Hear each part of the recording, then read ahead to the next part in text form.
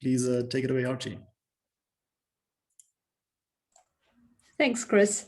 So once again, thanks everyone for joining. This has been a little bit of a passion project for all of us, and it's quite exciting that we're starting to get some traction around this. I do have to give a bit of a disclaimer. We did essentially create this webinar to make it more of a social front, and we do encourage as many questions as you'd like to ask. It is going to be very difficult for me to go through the entire federated learning concept, so I am trying to keep it as high level as possible. And essentially, I do want to spark some interest in this space, and that is the intention behind the talk. So yeah, so just to start off, I'm just going to share my screen real quick. Great. All right. So how I stumbled upon federated learning initially is I wanted to get into the machine learning space, and I did get into it. And as a result of getting into it, the first stumbling block that I ran into was privacy and security. So within certain contexts, it's important to understand that privacy and security is actually very, very important. We do need to ensure that the data sets that we are working with is in fact private, as well as secure to work with. And if we don't have those basic constraints in place, we can't do anything with machine learning. And as much as it is extremely important for us to, in order to move forward in this technology space, to actually dive into the data sets, if we don't sort out a security, then we actually can't go anywhere. And that's essentially how I stumbled across federated learning. So I'm going to give a little bit of a brief introduction into what federated learning is. It's not, by no means is it the full context of what federated learning is. It's essentially just a little bit of a teaser into what it can do. And please do ask questions if you have any along the way. Cool. So let's start off with, how do we traditionally go about creating our machine learning models? So if we start off, we collect all our data from a specific source. All of that data is then collated into one central server.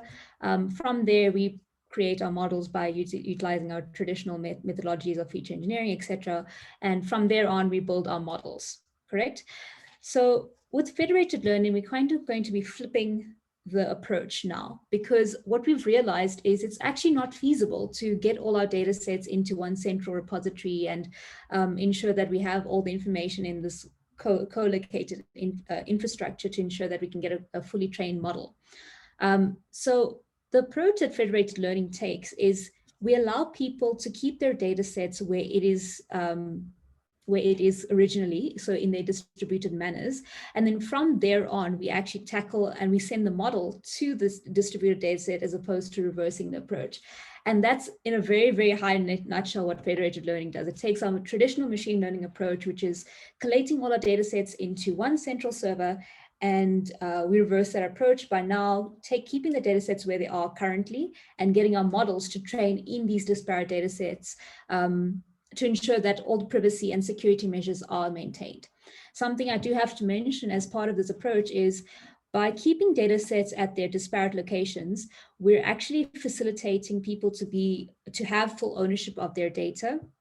And also at the same time, we're ensuring that we actually get a full view on data, because previously what happens is, yes, we do get all the data in one location, but we have a huge barrier to understanding whether this is actually a representative data set or not. I can give you a very good example in this regard. Let's say now if we are trying to create a propensity model to start anticipating whether there is a malaria outbreak about to happen. So what we would traditionally do is actually collect data from different hospitals or from different groups and facilities and propagate all of that into one central location and build our models based on that. But something we're missing out on is the fact that that isn't all the data, right? That isn't all the data that we have. We actually have disparate data sets that actually don't get to hospitals. We have data sets that actually stay at, for example, the traditional healers or whatever the case may be. And as a result of that, we actually miss out on a huge population data set that we should be having access to.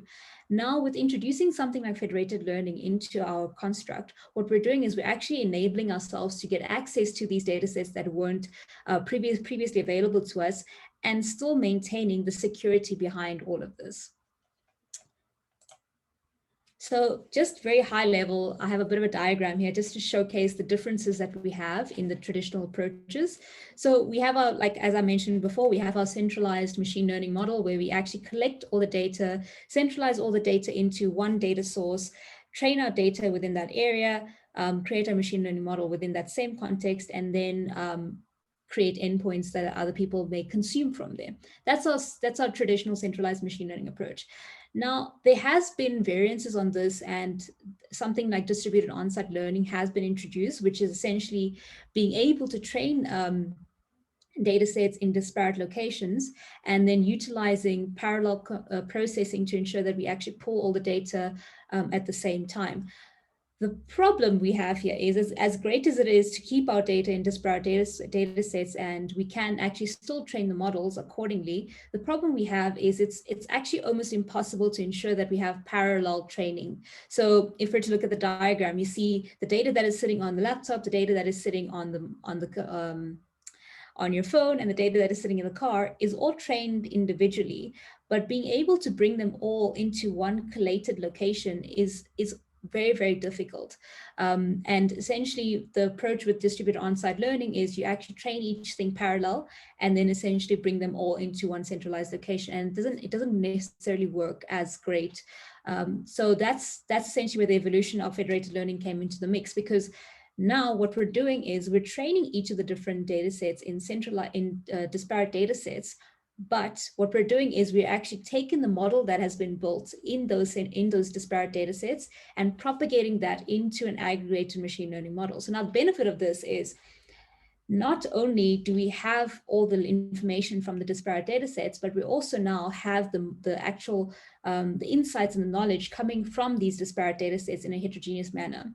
And all of that gets propagated into a central into a central store, which has the combined knowledge set at the end of the day. So as you can sort of see in this transformation, we started off with tasking ourselves with centralizing all the data. And as we go into the federated learning space, we're not going down the route of centralizing all our data, but we're rather centralizing all our knowledge and all the model inferences that we've gathered as a result of the data sets. So we're not touching the data. We're just training the data individually and then propagating knowledge across to the central data set.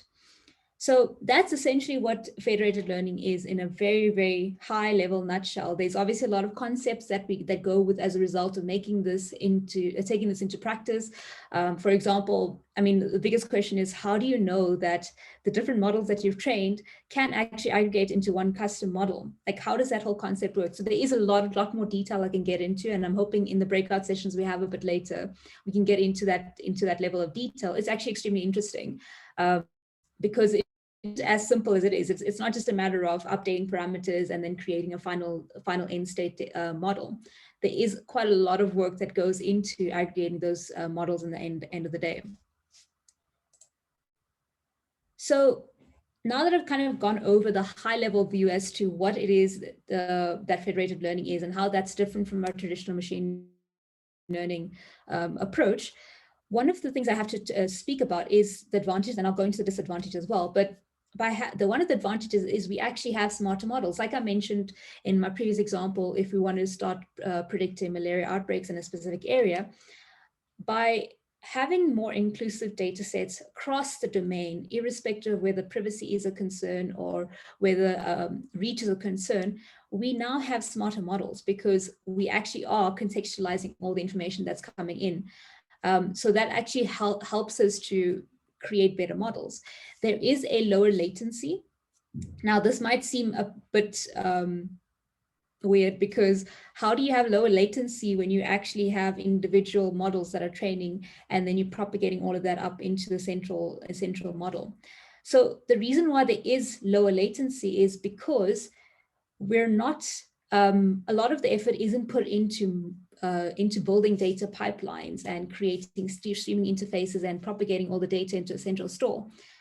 More of the effort is actually around creating a model on those individual disparate data sets, which is significantly smaller than training on a larger data set. So which means that because we're distributing it across small little data sets, our models are trained faster. all that information is propagated up much faster. There is a latency when it comes to aggregating all the machine learning models into one central location, but when you actually, so this is an experiment that has been done where you actually compare the two to see which one actually works better. Eventually they sort of have pros and cons in different disparate data sets, but essentially they're pretty much the same. When it comes to that final step, there is like a instant transfer of data, but towards the end of the day, it does actually become less. Then there is less power consumption, like as I mentioned, because you're training on smaller data sets and because you are not hosting a larger model and making inferences to a larger model, you actually utilize less power as well. A very, very important concept that we have to reinforce here is because we're going down the route of keeping data sets in disparate locations as opposed to propagating them into a central location, we are ensuring privacy because all the data remains within a specific jurisdiction and it doesn't go out of that jurisdiction, which means that there's actually no way of a breach occurring or any of that sort. It can be utilized immediately. So that is a bit of a funny one because that isn't always true. It can be used immediately in a local server. However, the most recent model does need to propagate down into the many child nodes and eventually needs to update the parameters, but that local instance of the model can be utilized instantly. So now this, I don't know if a lot of you have experience with edge computing, but essentially, this is essentially how edge computing could typically work.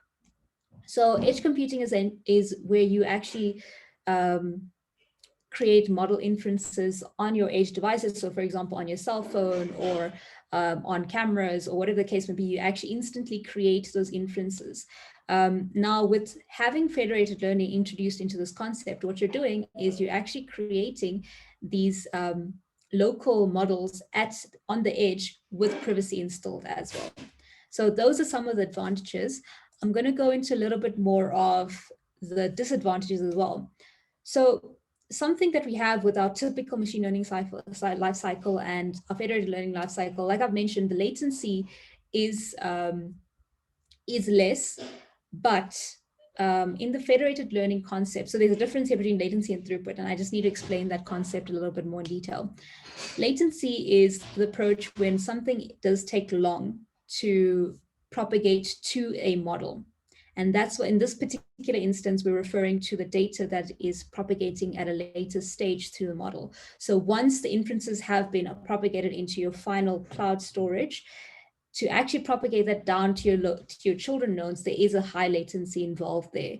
There is low throughput in this instance because once the model is installed in your children nodes, then being able to make inferences on those children nodes are a lot less taxing than they were with traditional models. So that's the difference we have. And it is kind of important to establish that connection because yes, we can say that it is low latency, but in what sense? So in this particular sense, we're referring to the inferences that are retained from the final aggregated model.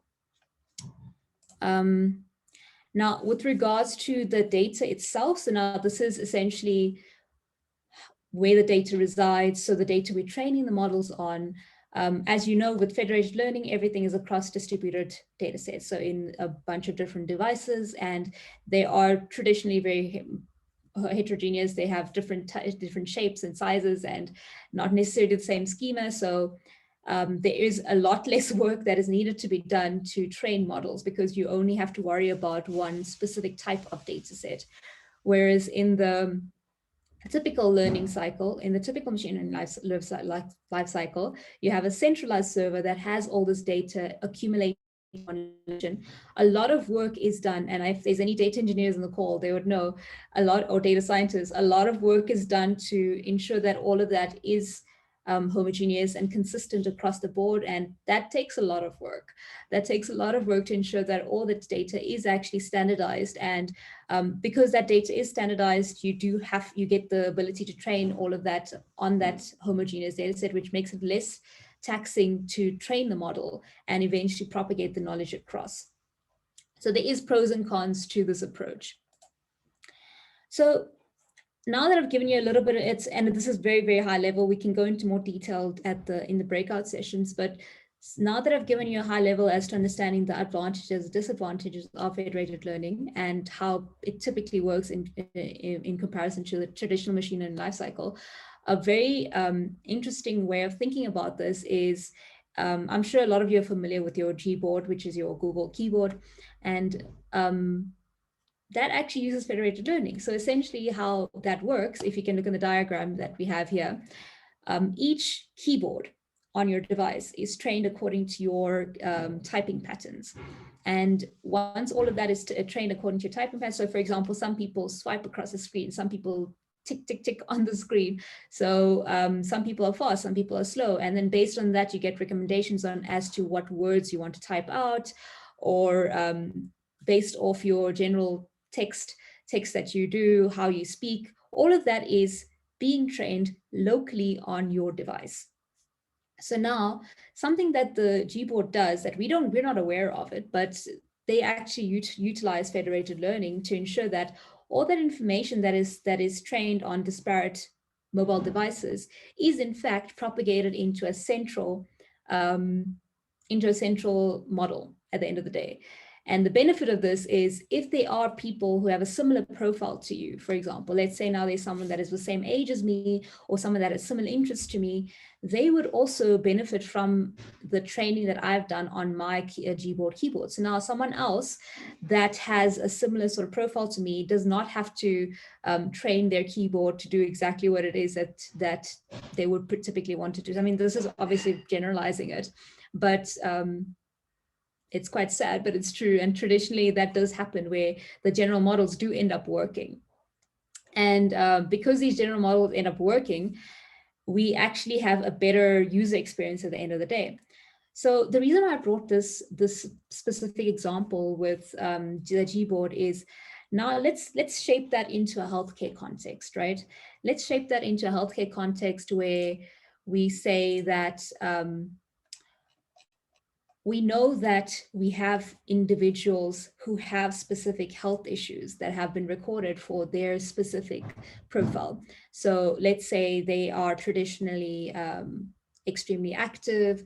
They have a lot of screen time on their phones, and they have some way of actually being able to gather their health information on their individual devices, right?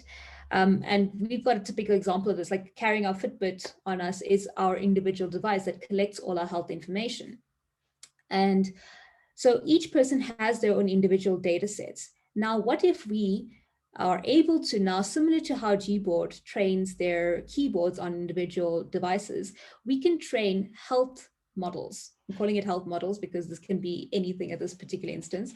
We can train health models to start anticipating if a person has a high propensity of diabetes, or if they have a high propensity of having cholesterol, or many different types of diseases, just because they're actually collecting all this information on their devices. And from there on, what we can also start understanding is, because someone with your particular profile has a similar sort of pattern to what you're doing, you can infer you can start advising or giving other people indications as to how they can have a better lifestyle, just because one person in that network has given an indication of a specific disease. So now the benefit of this is you are actually utilizing your network to live a better life.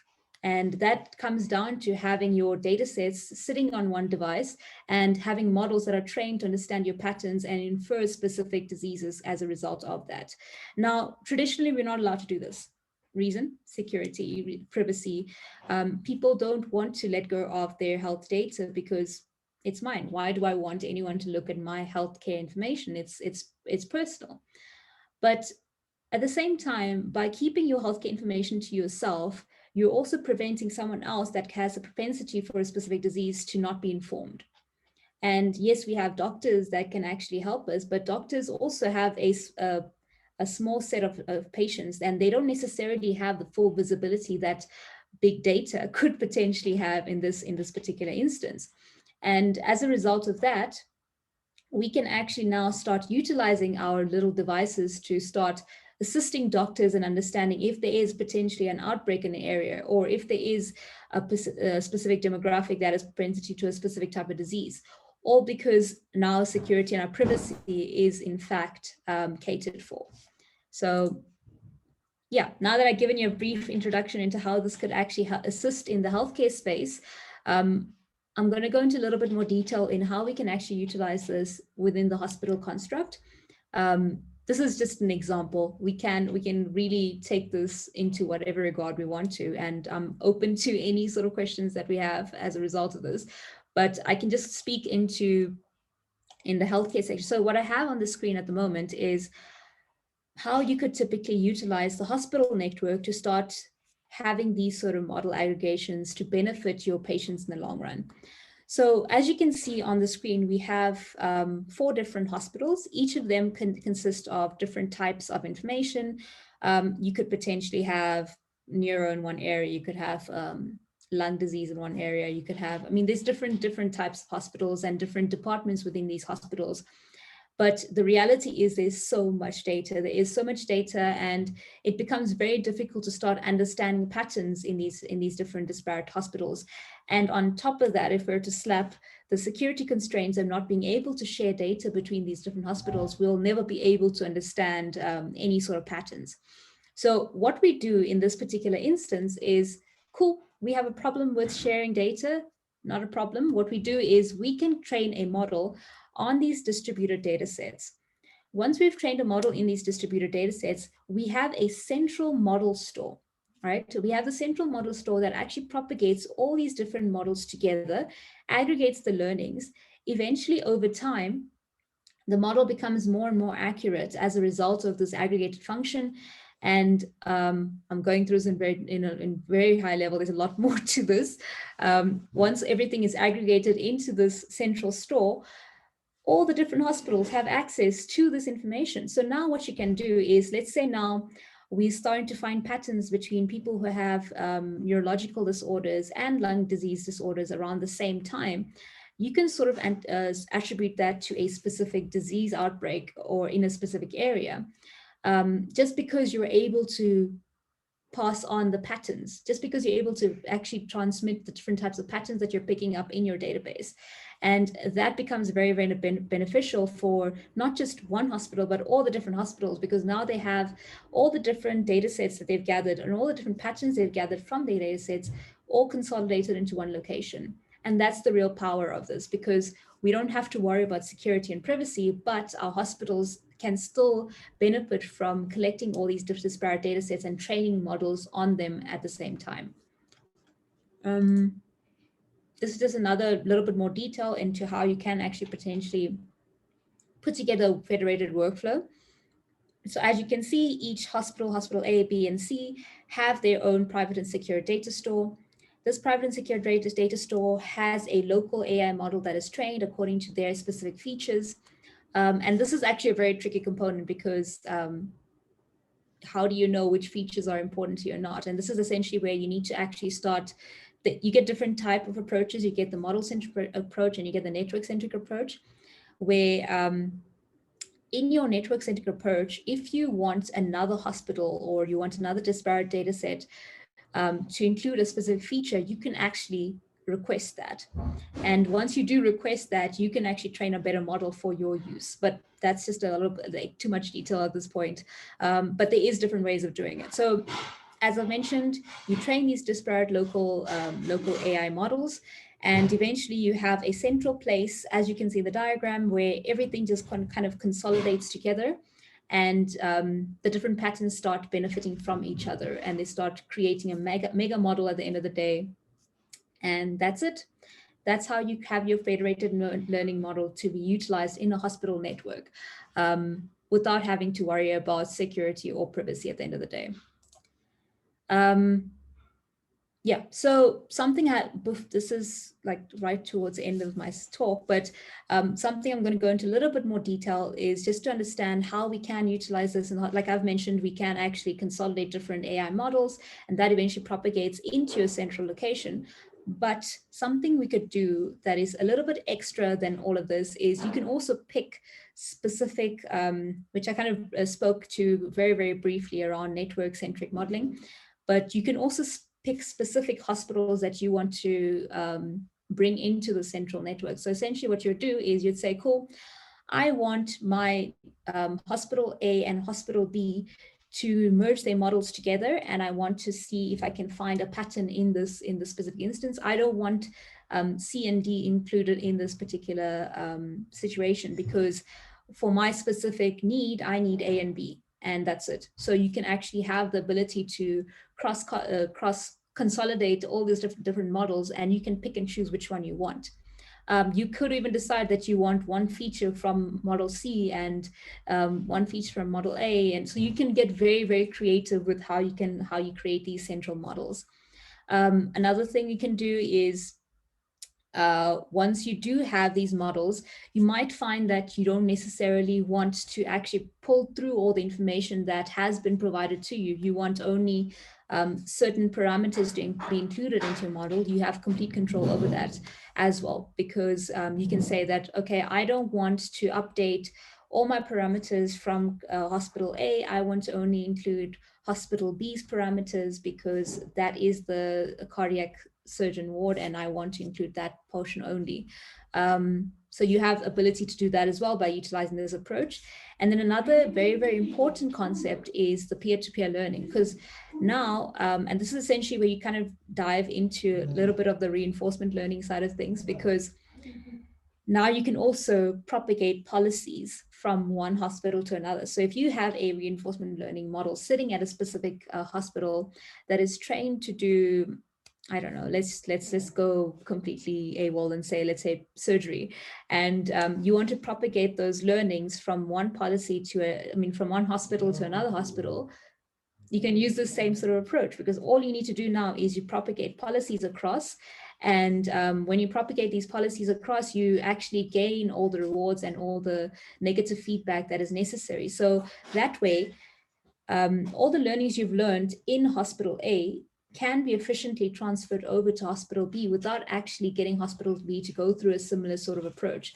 And all of this can be done real time as well. So these are just like some of the very, very basic concepts on how you can actually leverage or federated learning in the healthcare space, and how it can be quite flexible. So yeah, that's essentially what I have for all of you. I hope I didn't confuse anyone too much. Are there any questions?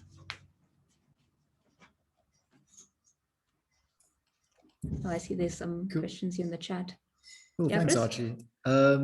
Yeah, I see there's one from Avis. Avis, would you like to ask that question that you put in the chat? Hi, Archie. It's Anya here. I just wanted to quickly, just the breakdown of this, at least from LMIC, would be mapping the disease prevalence in an area to therefore prevent or monitor outbreaks, correct? Yeah, that is one of the use cases, correct. So I think that, I mean, like, I'm doing a course on in global health, and I think that would be a really good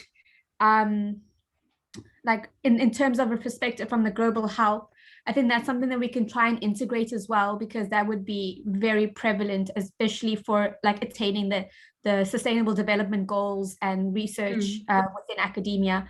So yeah, I love that idea. So that's my input. Thank you. Awesome. Thanks, Anya.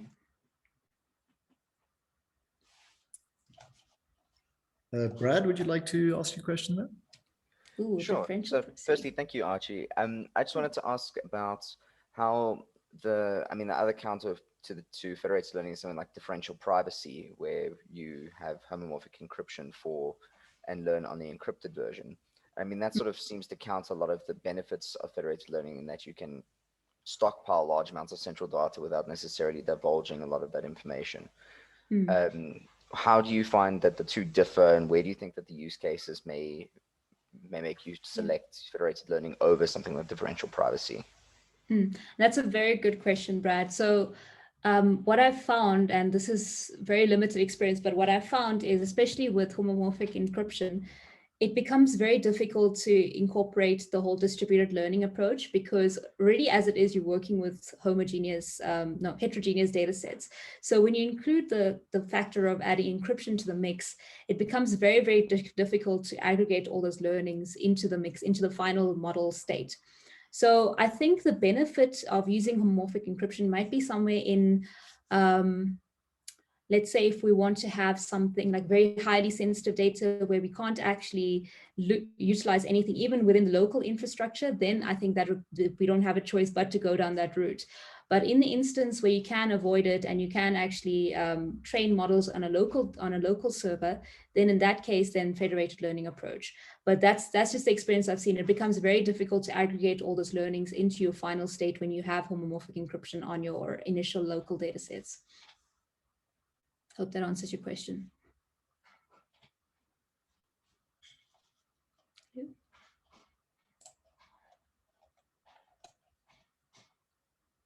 Cool. Cool. I've got a bit of a question there as well. I've got two actually. One's on. I was quite interested to see that. That power of selectivity of particular features that have been learned. I was unaware of that before. But let's say you have a model trained now on multiple different data sets, like one of like 100 people, another like over 1,000. Is there then a way to weight the influence of those trained parameters? Cool. Yeah. You do. You have, so that's part of the whole. OpenMind has done a great job around this. They've created the infrastructure where you can actually say that this specific model has a higher weightage over another model because it's more true, or whatever the case may be. So you do have the ability to do that as well. And my second question was around sort of adversarial attacks in the space to the approach. One that I'm aware of is doing like data reconstruction from the learned parameters. Just how much of a problem is that? It's a huge problem. It's a huge problem. So, I mean, a lot of this is, it makes it significantly more difficult to ensure that we have representative data sets to start with. So one of the biggest challenges we have, especially in this sort of network, is to ensure that we have a more representative data set. And how can you actually go about reconstructing the data to a degree that it doesn't actually hinder the final model at the end of the day, right? So yes, we do have like the necessary privacy measures in place to prevent these sort of adversarial attacks, but it's not perfect yet. It hasn't been perfected to the degree that it needs to be. So that is one of the loopholes that is a problem. But yeah, hopefully we can figure that one out soon. Interesting, thank you. I was curious about that. I've seen some papers that take it from both sides. So at the moment, it seems like a little bit of an arms race of someone finds a fix and then someone tries to find another loophole. Yeah. And then, but that's how security is, right? Like there's always someone going to find a better way to break the system. And then one last question from my side. I'm just curious about the research that you're currently doing. Okay, so so the research I'm doing currently is, it started off with using federated learning in the healthcare sector, but that has been tried and tested before. And there wasn't a lot of traction to get hospitals to sort of take this on board. Reason being because it was, I mean, resource constraints. And this is the reason why we started this community in the first place, right? There is a ton of resource constraints. So the research that I'm doing in specific is to ensure that we can optimize optimize transfer learning from one hospital to another hospital, specifically around the reinforcement learning aspect of things, because that is kind of where I think the most benefit can be to the specific use case. So what I'm trying to do is to ensure that we can train reinforcement learning algorithms in specific hospitals, and then propagate the learnings from one hospital to another hospital without actually retraining or getting the policies to re-administer on a specific hospital environment only. So that's essentially what my research is about. But the reason why I have federated learning angle into all of this is because this is all very sensitive information. So it needs to be done in a very secure network. And that's where this whole federated learning concept has come into handy for me, actually. And understanding that I can actually pick and choose how I want to transfer data sets and how I want to transfer models from one angle to another has really been beneficial. And that's essentially what my research is about. I'm still learning though. I'm in my ethics phase. I mean, ethics is important when it comes to healthcare, so that's a good thing. Cool, thank you, and thank you so much for giving us a good starter on federated learning. Yeah, that was really informative.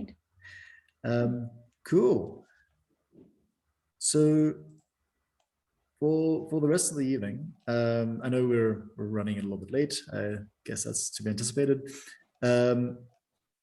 The goal here really is to try and get to know one another, and trying to get to know like who is in the space, who is interested in the stuff, in Africa, so that we can start to see like, well, who wants to get more involved in federated learning, who wants to get more involved in like medical imaging or something like that. Because one of the issues I think with machine learning in healthcare is that there are so many different types of research, possible research initiatives, that it's quite hard to sort of just pick one and then go with it.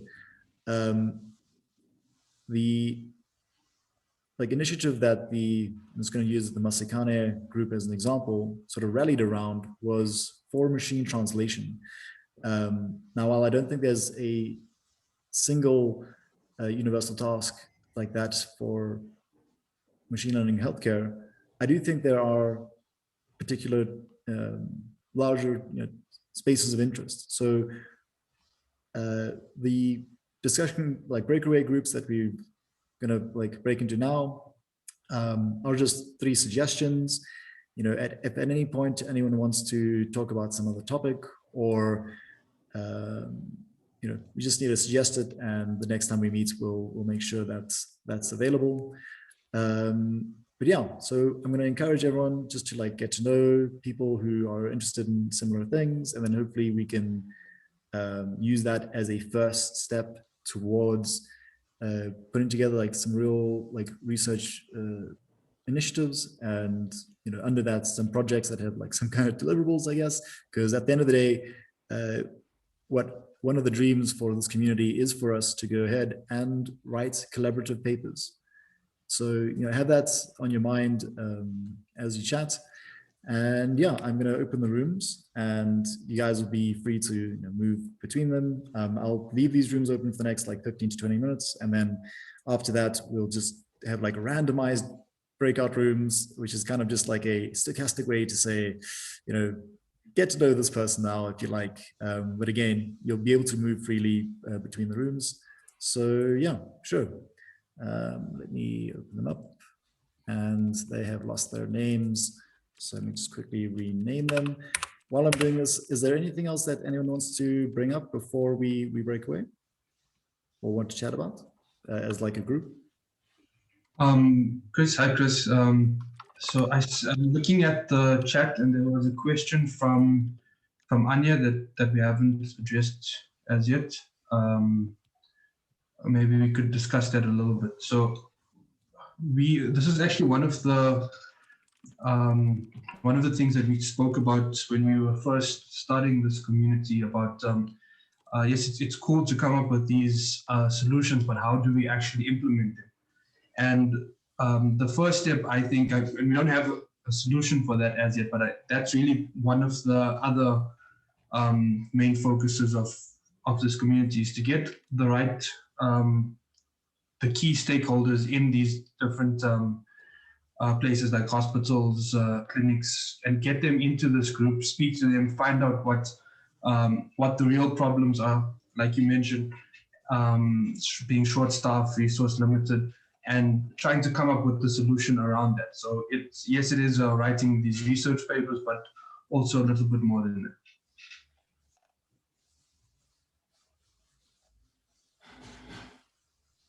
Yeah, I think one of the things that comes to mind is many of these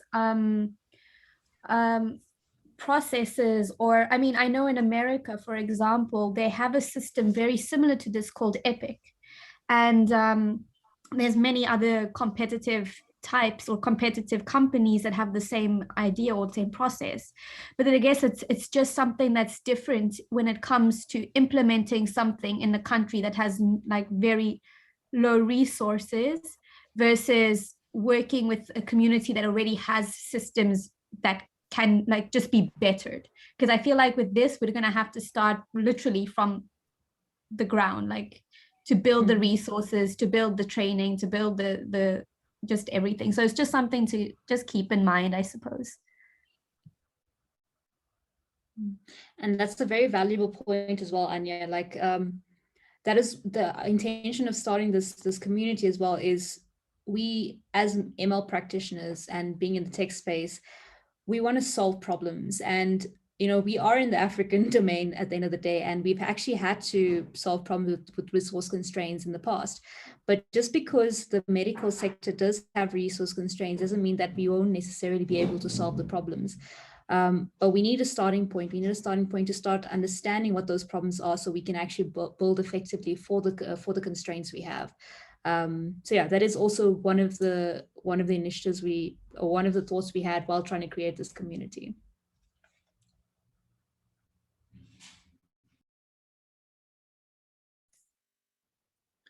Cool, thank you. Right, so the breakout rooms are open. There are 3 of them.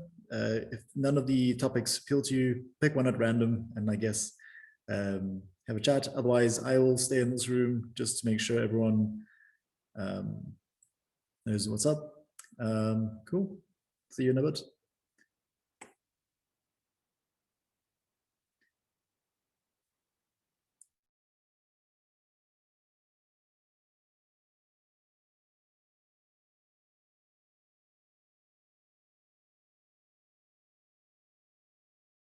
Also, if anyone's struggling to find the breakout rooms button, I think it should be at like the bottom right of your Zoom screen.